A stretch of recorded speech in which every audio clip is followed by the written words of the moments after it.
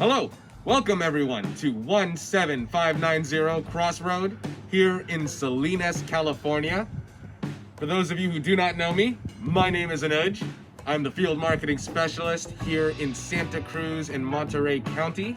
And today we're gonna review some best practices, tips, tricks, and kind of fundamental technique when thinking about presenting both open houses and live tours. All right, so what's the agenda today? I'm gonna kind of walk through both how the video and tour is structured and what you wanna think about consciously while doing these kind of walkthroughs. The first thing you're gonna notice, I am following all the guidelines that are necessary in my county to alleviate any kind of consumer needs or concerns in relation to how I conduct business. Don't have any questions raised that are unnecessary, and don't put yourself in a spot where those questions need to be raised. Make sure you do everything handy, meaning having a mask on. And you'll notice I'm taking time to make sure both my voice is coming through in a clean and precise manner, as well as putting a little extra emphasis to make sure my diction comes through clear as to not mumble or confuse anybody while trying to talk through a mask. Again, like I said, we are at 17590 Crossroad here in Salinas, which is the salad bowl of the world. It's a little fun fact for you guys. Per acre, we grow more food here in Salinas than any other part of the planet. Always have little great tips that you can share, both about the home that you are touring and talking about, as well as the community that it resides in. It's important to stress that you're not just buying into a series of wooden planks and stone, but you're buying into a community and a space where I, your agent, can be a valued resource in helping you guide and navigate this community and the places that are in it. Here we have the home. I'm gonna highlight some of the basic details before we walk in. It's got 4 bedrooms, 2.5 bathrooms, 2.5 acres, a barn, a wonderful fire pit area kind of place in the back. It's got great fresh air, a beautiful breeze. You can probably see hitting my shirt as I am talking. Highlight the things that you can be descriptive and imaginative with, right? Insert a bit of character here, insert a bit of yourself. Talk about things that you can imagine doing. I'd love to have a horse out here, grow my own food, be able to grow tomatoes, zucchinis, peppers, all the good stuff.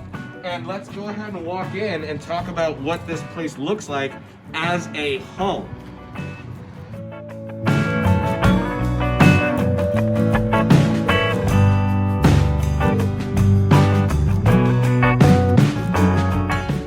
Good afternoon, everyone. Welcome back from our commercial break. If you forgot, this is endeared. We're talking about 17590 Crossroad here in Salinas. Make sure you Google that, find the address on coldwellbankerhomes.com. Plug yourself, plug the brand. I'm gonna take a quick moment to pause. Obviously, I talked earlier about the importance of making sure you alleviate any kind of subconscious concerns regarding our pandemic from your consumer's mind by following all the rules based on your county's guidelines for how to deal with this pandemic. But I digress. What you want to also use this opportunity to do to brand. I work for Coldwell Banker. I'm wearing a Coldwell Banker mask. You guys can order these from CB's store, but I also would stress take the opportunity to get something like this that includes both the brokerage logo and your own personal branding as well. If you got something from Design Concierge made, leverage these moments. That's what a brand is for.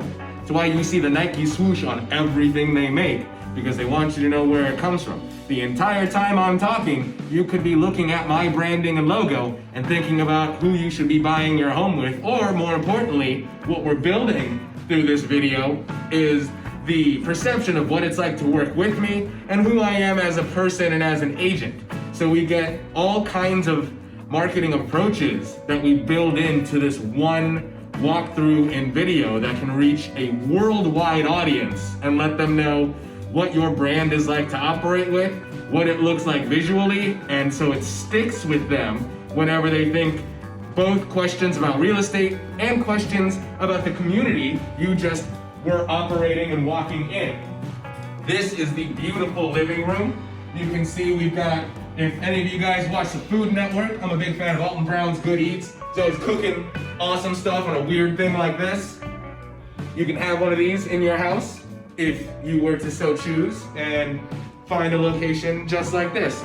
You know, again, insert some of yourself, insert some of your character, walk through the home and have fun with it. Now, the difference between a live walkthrough and a recording is like what you just saw. I was able to cut something that went poorly, like my booty falling off, and jump now into my next point without missing a beat. There's no muss, no fuss, and this recording is obviously tailored to focus on both marketing the property and marketing myself primarily as an agent to anybody that is watching. Live is where you really stress the team aspect of this. I obviously am not operating the camera myself. I have a camera person with me that is also following social distance guidelines, wearing the booties, wearing the mask. But if I were live on, let's say, YouTube Live or Facebook Live or Instagram, whatever the platform you are using, I have the additional person here. We will have a laptop set up. Let's say for this example, I'm using Facebook Live. As questions, comments, things like that come into the space, I have someone that's able to vet and check those and bring them up for me. That way I don't have to worry about any awkward pauses or slip-ups as I'm walking through the home. Because the beauty of a live is like what I can do here. If we get questions, hey, someone wants to know specifically what's going on in this space. Well, we've got 2 bedrooms. You've got your master suite. We're gonna get a bit of echo as we move into this part of the house, so I'm gonna try and adjust my voice accordingly. You'll hear my watch go off. It's a good note to remember you mute all of your devices when doing these kind of tours and walkthroughs. As we move into each specific room, you're gonna wanna make sure your cameraman always pushes back off of you and you step back out of frame, continue to push back, so we can get an idea of scale in whichever room you are in. I am just about 5'10", 5'11", and we can see what I am like to move around in this space and how my height fits every room that I walk in. It just kind of helps with the dynamic, plus it gives your viewer a good idea of exactly what space they are looking at. And if, let's say, going back to my discussion about live, we get someone that asks, hey, what was that door you passed in the hallway? I can say this door that I passed, just because the question wasn't super specific. This door is a closet, and this door is a half bathroom. It is one of the bathrooms included in the 2.5 I mentioned earlier. Right there.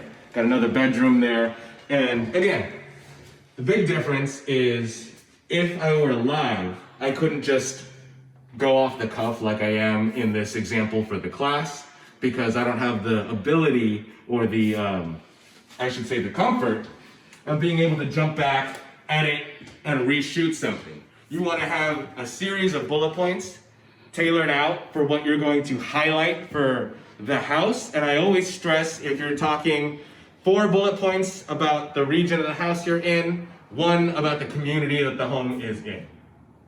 So, we just talked about the living room, talked about a couple of the bathrooms. Did you also know that Salinas was the home of former Nobel laureate John Steinbeck?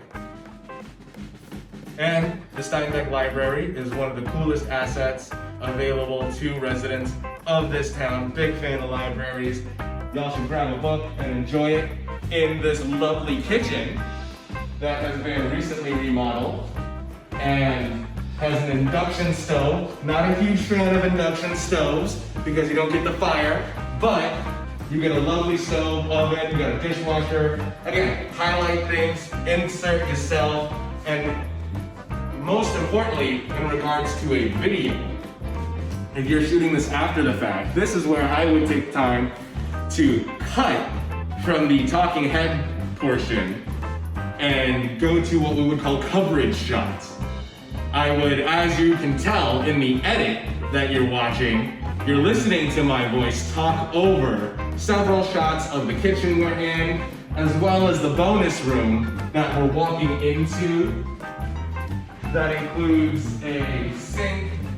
It's got an awesome half carpet, half fake tile kind of floor going on. It reminds me of what my ideal man cave would look like. Put a big old TV on this brick wall because you know it wouldn't go anywhere.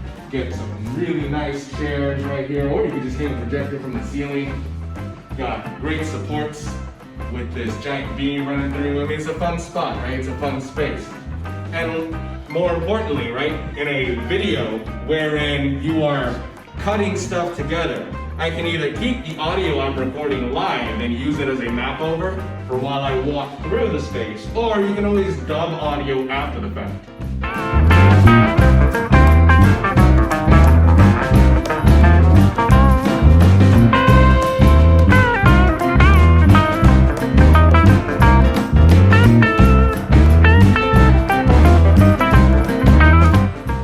What you want to have planned out, both in the ahead of time before you're doing your live video, and just to make your life easier when shooting in the space that you're going to operate in, is know how you're going to walk through each of the rooms, where the camera needs to be, where you need to be. And I think it's important to use this time. We talked at the beginning about how I talk and enunciate and make sure my diction comes through clear and effectively, even through the mask.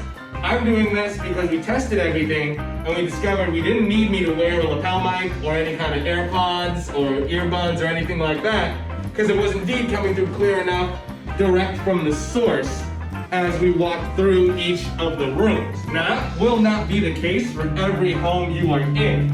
So it's important to test run all of these things before you go through your property and you're walking room to room like you would, treating that camera like it's the client that you're showing this home to. You've got all these pretty views right outside. Oh.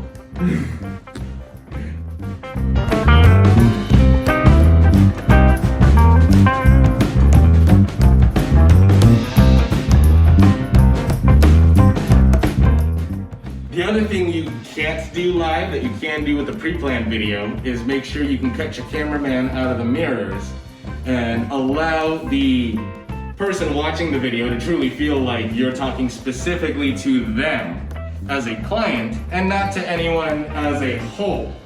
This is the last bathroom upstairs.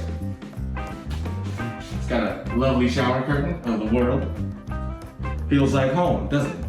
And that's what we want to do, is we make these places feel like home, try and tell a story about the community that we live in and the way we would utilize this space or can see your clients utilizing this space in the future. Whether you're a single rancher who wants to grow their own self-sustaining environment in this wonderful abode, or you want to raise a generational ranch and utilize the 2.5 acres to build a family and build another, utilize the barn for something or other. You can do whatever. It'll be your property. Have your dreams, have your fun. Be yourself in these walkthroughs. And again, live or not, once the talk through is done, once the property has been shown, you can take this video, condense it, and repurpose it across multiple platforms to make sure you're leveraging it as a part of your marketing strategy. And that's the big thing that we want to think about, right? What do each of these tours, open houses, walkthrough showings, how can they have multiple effects and be used to what the real purpose is, to advertise you as the agent who should be both used by someone who needs to sell in this space because you care about this space, you know it, you love it, and you live it. Or you want to represent someone who's trying to buy in this space and who wants that piece of the lifestyle that you're constantly talking about. And we want to wrap up with how we structured it to walk outside and enjoy this little stroll here to the patio. And that's really it, guys. I know it might sound a little repetitive at times, but the important parts of this are always be yourself and find your groove to make sure that both the property and the region get advertised, so you can convey to your consumers the kind of knowledge and expertise you have in the area that we're putting all this effort in to sell. I'm taking us on a lovely walk here into your backyard area.